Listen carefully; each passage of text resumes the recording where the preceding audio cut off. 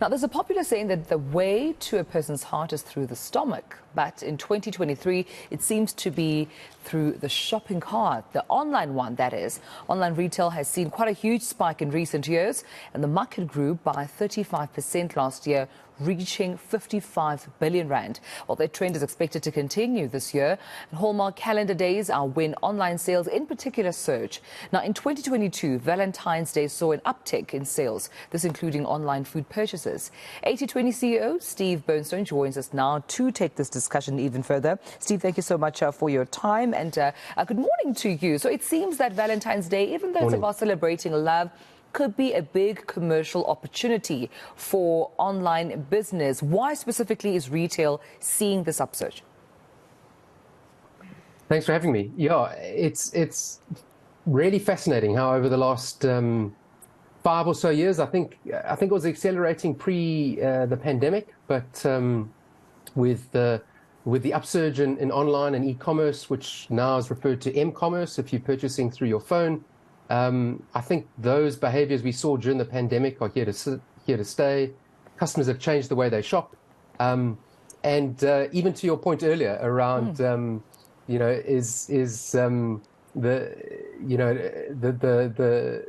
is through your stomach. Even online delivery services like Mr. D are seeing massive upticks on days like Valentine's Day, where people would choose to stay at home and order in. For example, they were started as saying sushi orders and dessert orders are 2.5 times higher on Valentine's Day than normal, and around dinner time their order load is double. So I think overall online is changing the way the South African consumer shops. So what does this tell you about consumer behavior compared to previous decades where it was almost taboo to even shop online? Well, I mean, bricks and mortar retail is here to stay. I don't think that's ever going to change. I think it's just evolving and changing.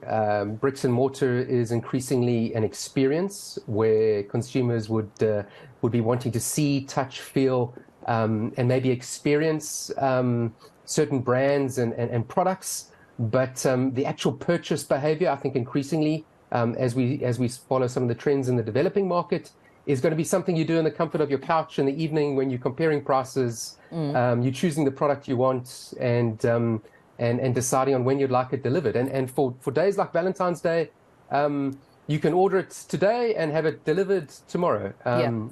Or even on the day, if you look at some of the advertisements from some of the FMCG online services recently, you can be sitting in Sydney or in London and order your mother a bouquet of flowers and have it delivered within an hour. So things definitely have changed. But I think it has also changed the psyche of the consumer to some extent, sort of in line with that sense of sort of instant gratification, maybe the mission of going to a mall and having to find parking and then going to a number of different stores and trying to figure out what's the right thing to do. Online retailers provide curated content. You can choose the right mix of flowers, chocolates, fragrances, whatever it might be, and make that whole process simpler and easier. Because at the end of the day, I guess it's the thought that counts. And Steve, I mean, I suppose with the work that you do, what have you found to be the most popular items that consumers purchase online? Yeah, so there's definitely a difference between Valentine's Day and I think general online purchases. Some of the big online retailers, I guess, like Takealot, big ticket items for them would be electronics, general merchandise, those kind of items, although they are moving into sort of more everyday goods. But I think on Valentine's Day, you're looking more at, chocolates, fragrances, lingerie. Interesting that lingerie has seen a significant increase over the last number of years as a big ticket item. So there's those kind of sort of gifting categories are large, and also vouchering. There's also been a large increase in vouchering as a gift, through your m-commerce or e-commerce providers.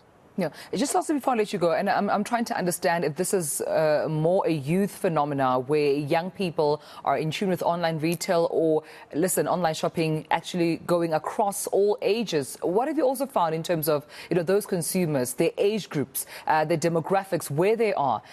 Do we know who they are, how old they are, and do we know who uses online retail more as opposed to the bricks and mortar?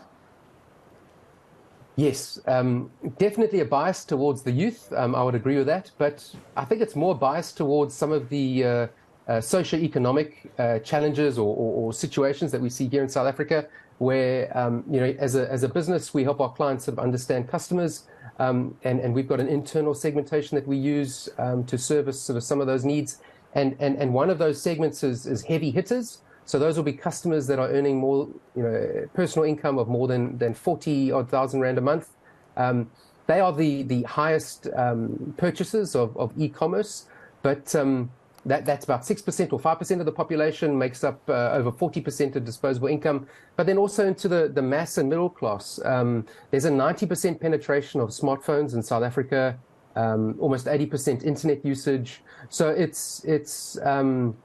e-commerce is becoming something that's pervasive across the landscape, but definitely focused on your higher income customers.